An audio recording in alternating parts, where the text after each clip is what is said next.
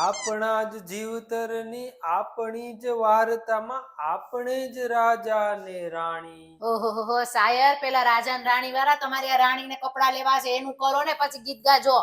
અરે કપડા તો હમણાં લીધા હતા હજી. અરે પણ આ તો ઓલી મારી માસીની છોકરીના છોકરાના લગ્ન છે એના કપડાની વાત કરું છું. હમણાં તો મારા ભાઈના લગ્નના કપડા લીધા હતા. હવે હા તો પછી લીધા હતા એ પહેરી લે ને. ઈ કપડા પહેરીને હું જાઉં ને, મારા ભાઈના લગ્નમાં મેં કેટલા હેવી કપડા લીધા હોય. ઈ હેવી કપડા પહેરીને ત્યાં જઈને નકરી હું જ દેખાવ હવે બધાને. હાથી એમાં હું એવી કપડા પહેરીને ઉઈ જવાનું ને. અરે એવું ના હોય, થોડાક દૂરના લગન હોય તો મીડિયમ કપડા પહેરીને જવાનું. ખબર કઈ પડે ને કમ એટલું કરો ને, મને પૈસા દે ને મારે કપડા લેવા છે હવે. હા તો વાંધો ને, 1000 રૂપિયા આપું, જા લઈ આવજો.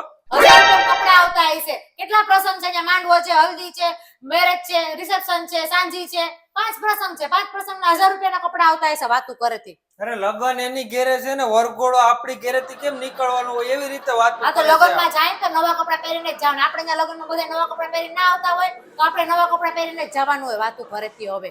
અરે હું પટેલ છું, કઈ અંબાણી નથી થી તને નવા લગનમાં નવા કપડા લઈ દઉં કઈ. આ તો હું તમારી પાસે કરોડો રૂપિયાની માંગ નથી કરતી, હું હજારો રૂપિયાની જ માંગ કરું છું. ખાલી આવી ગયા અંબાણી નથી, પટેલ છું. મક્ખી ચૂસ છો એક નંબરના કંજૂસરા. પોતાના લગનમાં દોસ્તાની શેરવાની માગીને પહેરીને આવ્યા હતા પૈણવા. શરમે ના આવી. હું કઈ ને હારા કામે નતો ગયો.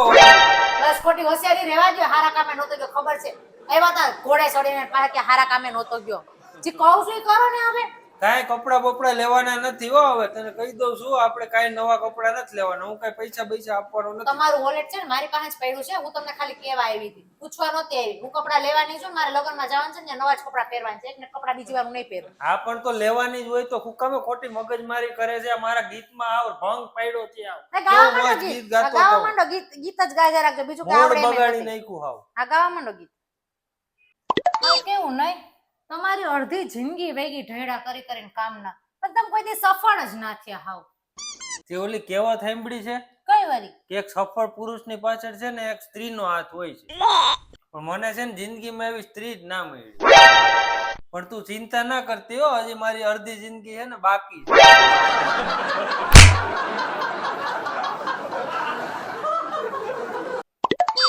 ઓય, હું કાલ તમારા માટે અળદિયાનો ગરમા ગરમ લચકો બનાવવાની છું. અરે તો મોજ પડી જાય ને, અળદિયાનો લચકો બનાવ્યો તો. હા તો ને બીજું હું, આપણી એનિવર્સરી આવે છે હમણાં હે ને. અરે એનિવર્સરી તો દર વર્ષે આવે. લગ્ન કર્યા હોય તો એનિવર્સરી તો આવે જ ને.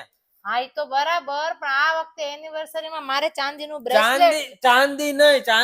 ચાંદીનો કઈ નેટવર્ક નથી. ઘડીક ઉપર જાય, ઘડીક નીચે આવે, ઘડીક ઉપર જાય, ઘડીક નીચે આવે. ચાંદીનું નામ સાંભળી આપણે મારા મોઢામાં ચાંદી પડી જાય છે. હવે આ માર્કેટમાં બધાને ચાંદી પડી ગયા. ચાંદી કરીને તારો લચકો ગયો. તેલ લેવો, મારે કઈ લચકો બચકો ખાવો નથી. બાકી તો આ ચાંદીને મૂક સાઈડમાં. હા તો હોનાનું લઈ દેજો. કાંઈ લેવાનું નથી. લેવાનું નામ જ લેતી નહીં કાંઈ.